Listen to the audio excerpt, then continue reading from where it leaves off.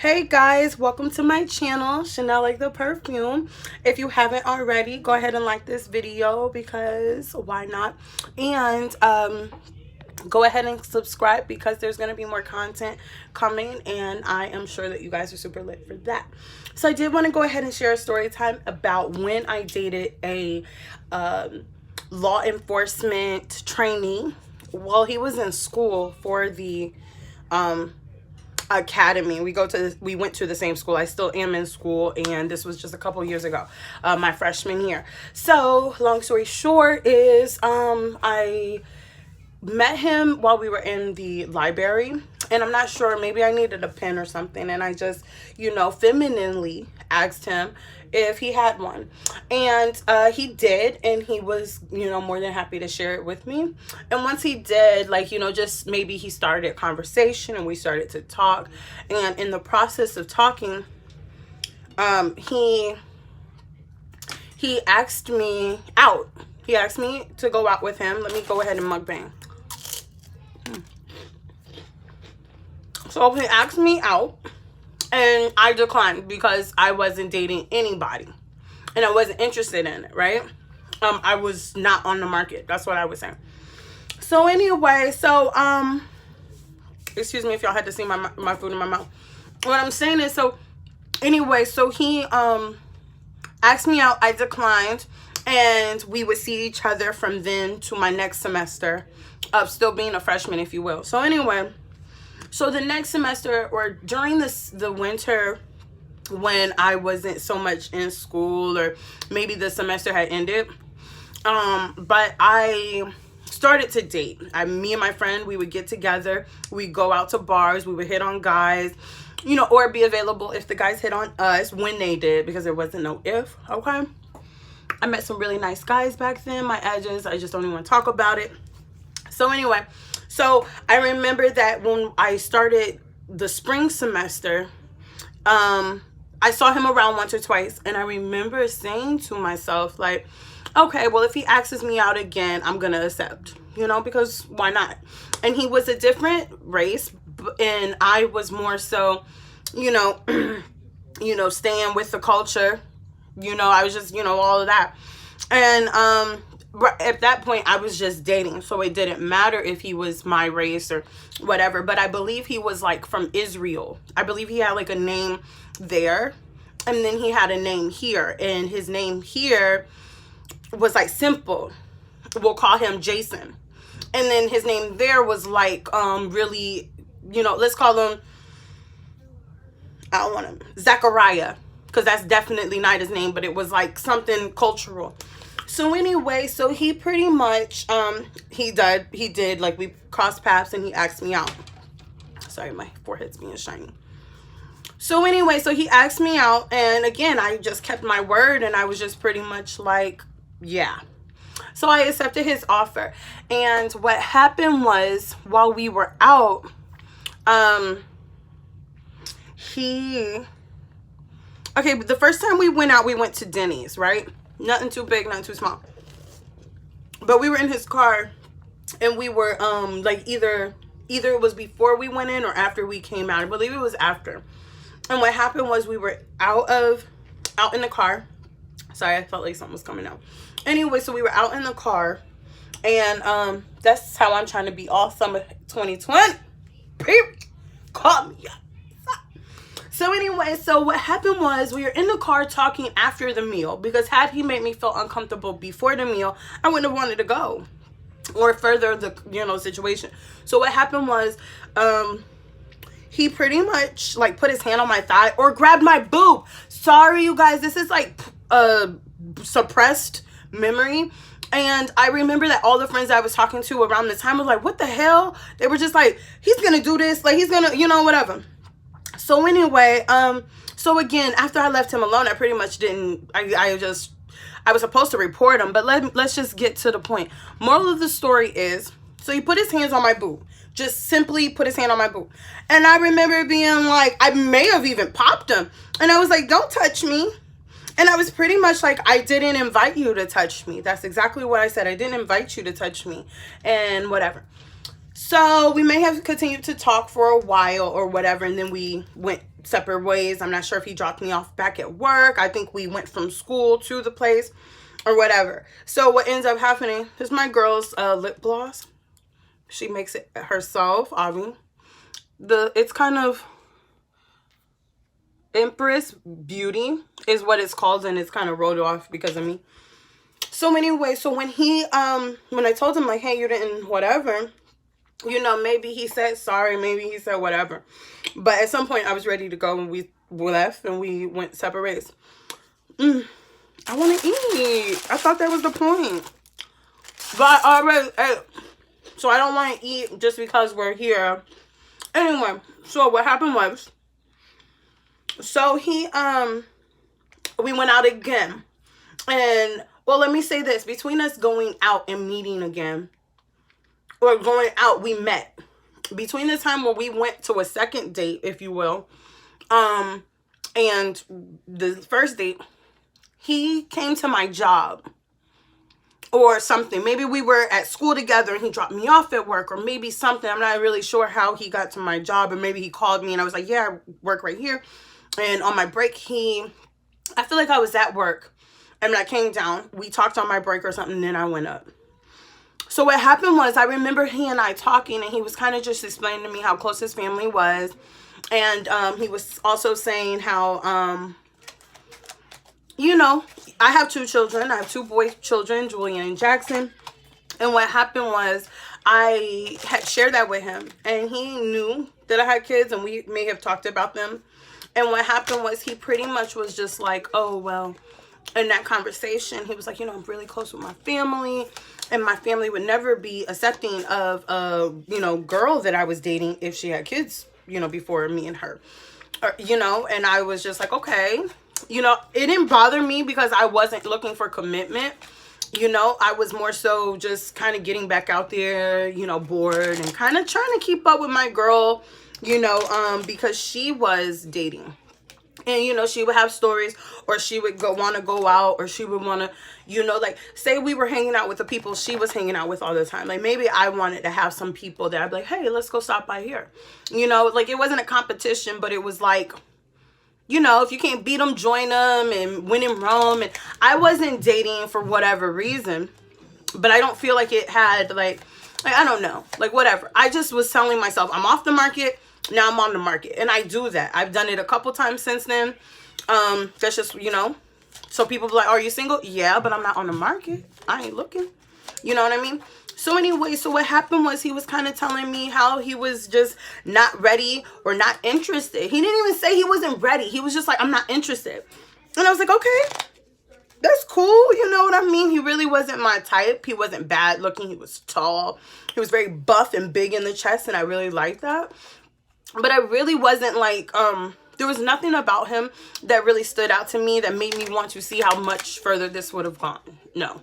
So what happened was, what ended up making this like the end was that we went out to a restaurant, and what happened was, and I believe it was around like the fall, because it was like a sort of kind of Thanksgiving type, comfort food type of, you know, menu.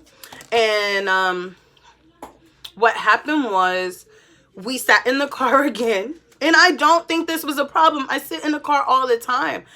Really, people be sitting in the car all the time, you know?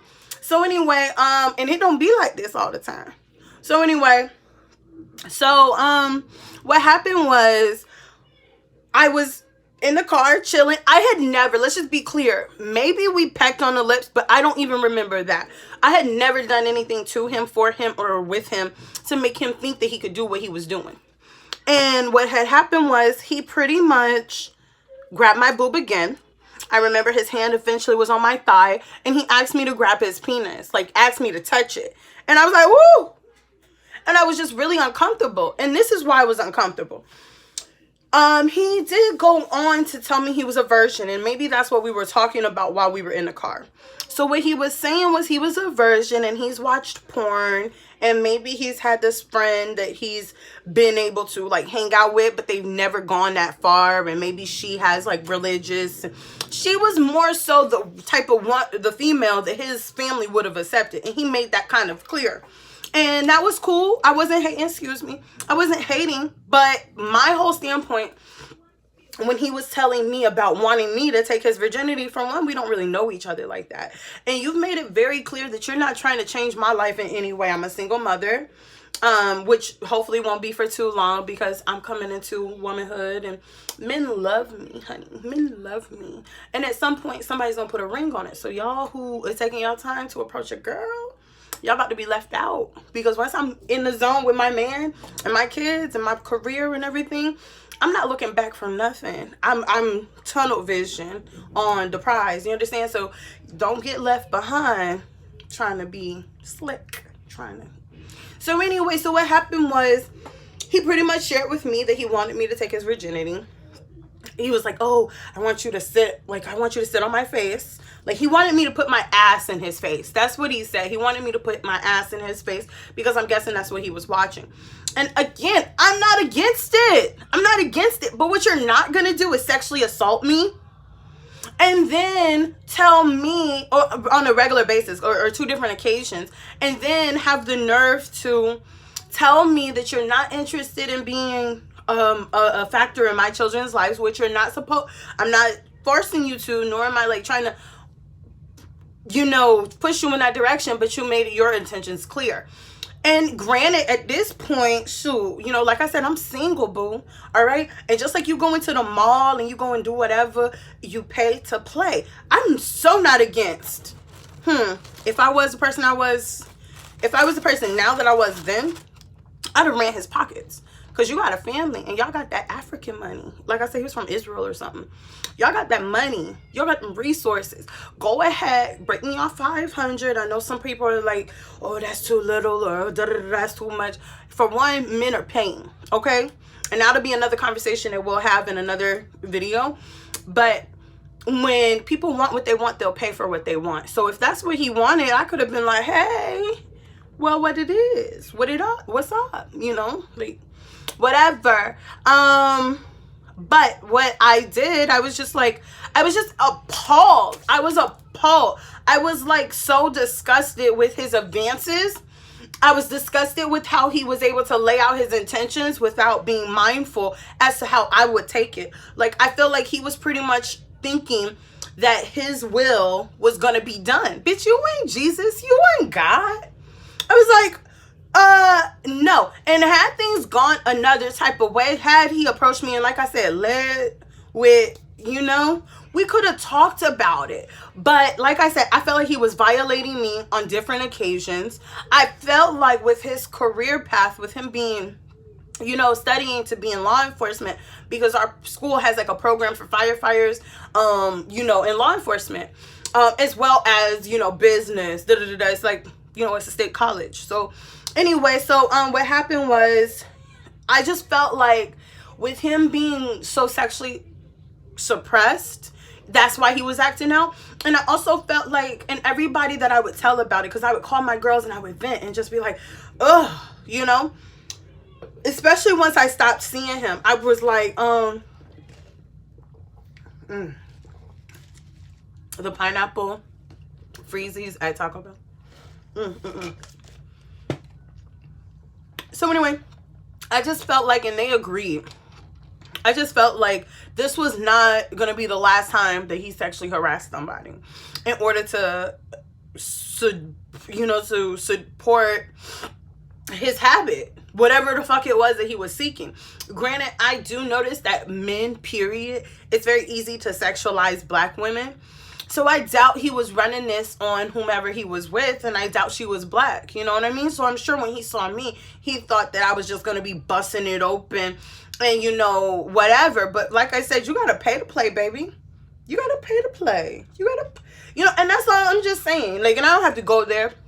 That can be another video. But what I am saying is, come at your girl like you got some sense.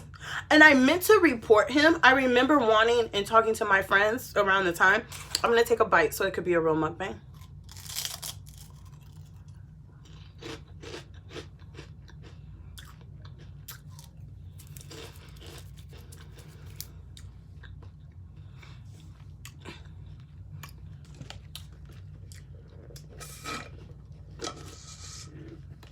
It's a real mukbang now. I ate and I took a drink. I rest my case. But what I said was, I remember saying to my homegirls, like, I'm gonna tell my my advisor, because I can tell her his name. I can, you know, she can contact his advisor and they can get him looked into. Because you don't, and this is my point. My thing was, you don't want nobody like this to work their way into the system and become, you know, the person who enforces the law and who is also breaking the law and sexually victimizing women. You know what I mean? I'm nobody's victim and I'm not trying to claim the victim. However, it's okay if I was. It's okay if you, as a woman, black, white, yellow, green, blue, you know, I said yellow already. What other colors? Orange. You know what I mean? Neon, pink. I don't know. It doesn't matter. When you feel uncomfortable, when you say no, that means no. And it doesn't pass go. Period. Period. So regardless of how he advanced me, he did. Each time, it was never encouraged. It was never, you know, provoked, and it was never welcomed, which is most importantly, it was not welcome. So if you or anybody you know is experiencing these issues and they are, you know, too scared to say anything, I'm just urging you to encourage them, as well as to be there for them, and just maybe see the process through.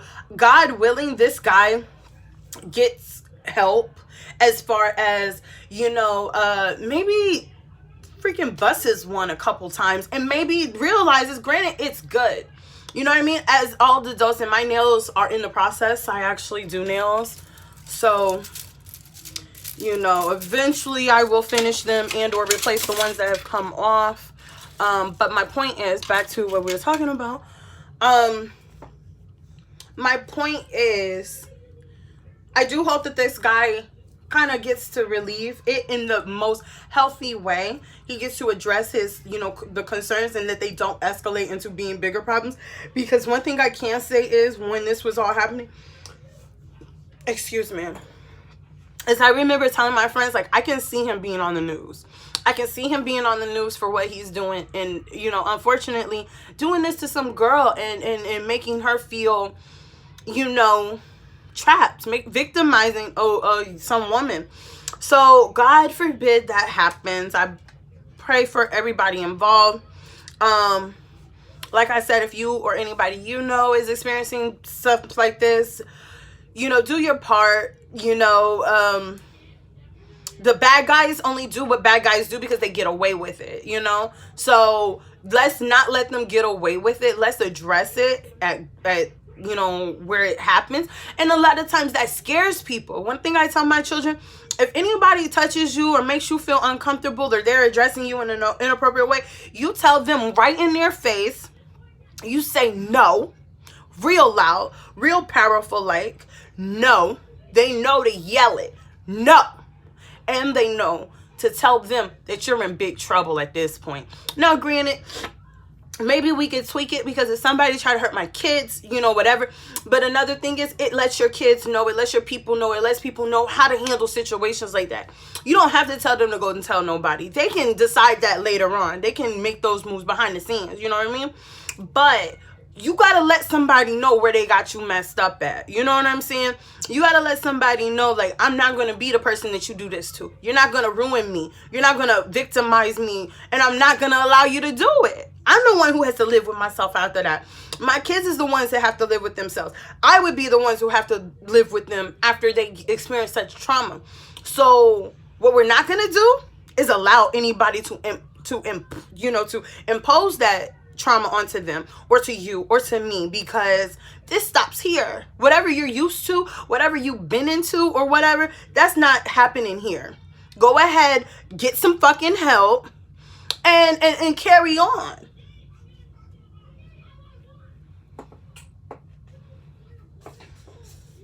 So anyway, so I just want to thank you guys for watching my video. Go ahead and leave me a comment and let me know what you thought about my story time. If you agree with anything I did, or do you disagree with anything I did. Comment if this has happened to you, if you have a similar story, if you know situations like this as far as on the news or something that you want to share.